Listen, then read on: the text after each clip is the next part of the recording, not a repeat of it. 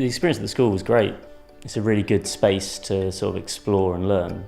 I think there's a lot of freedom to create what you want. You know, some people come with some experience, some with none, and everything's just stripped right back down to its basics, and you build from there, and it's fantastic. We only teach here. We don't have workshops where we work to commission and distract from the learning of the students. Peter's in the workshop all day, every day with the students, 5 days a week, and they're also welcome to stay in the evening until 7:30 so that they can practice. There's always one-on-one tuition. Students just need to ask Peter for help, and he's always in the workshop with them.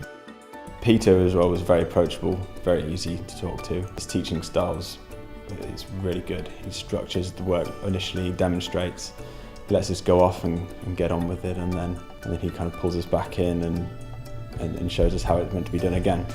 So it works well. There's a lot of sort of experience built up in that 9 months, a lot of hands-on tuition. Sean, who's a fine furniture maker, Sean Feeney, really exposed me to what fine furniture, in a sense, really was where it was likely to take you at the top end.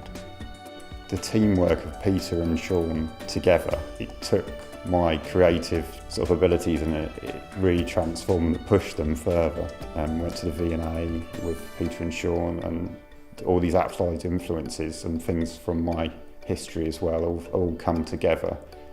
And the design stage in some ways is the easier part. Executing it was quite difficult. I've always been really handy practically, but I just wanted to get some proper education to go with a small amount of talent. I built a couple of boats, more than a couple of boats. I've got a portfolio of those. So I wanted to come and actually get some real training on the traditional skills and using the tools properly. I've always wanted to train in this area as a furniture maker. I'd looked at the different schools in the UK, and this one jumped out at me really. It seemed the most specific, the syllabus seemed the most structured towards what I wanted to do. And I came on the beginner's course about 4 years ago, and basically that got me hooked. And I then went on a year later to do an intermediate course, and it's just built from there.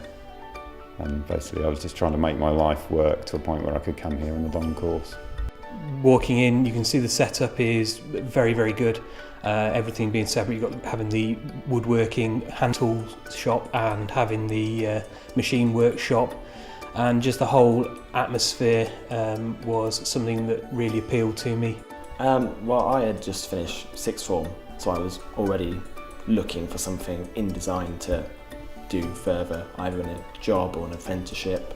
So I was quite fortunate that I just chance luck came across Peter, because the teaching seemed excellent, the facilities were excellent, and quite frankly I didn't think I wanted to go somewhere like uni for 3 years when I could do it in 9 months. And towards the end of the course they start doing sort of the business studies aspect of it. So if you wanted to be self-employed and do it as a business on your own, you know, there's guidance on that and sort of the best ways to set things up, in sort of setting up a workshop and the space you need and the kit, as well as the actual running of day-to-day business.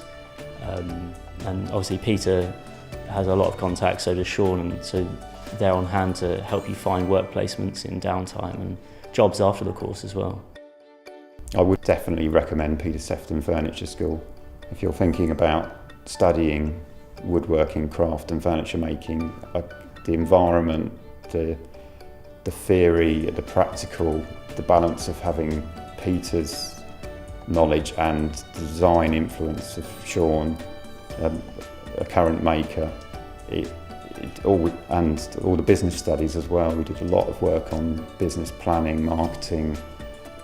I don't think there's anywhere else in the country that can offer all of that in such a brilliant package and an amazing setting. And you can see the Malverns in the background. It's this stunning, sort of really brilliant experience.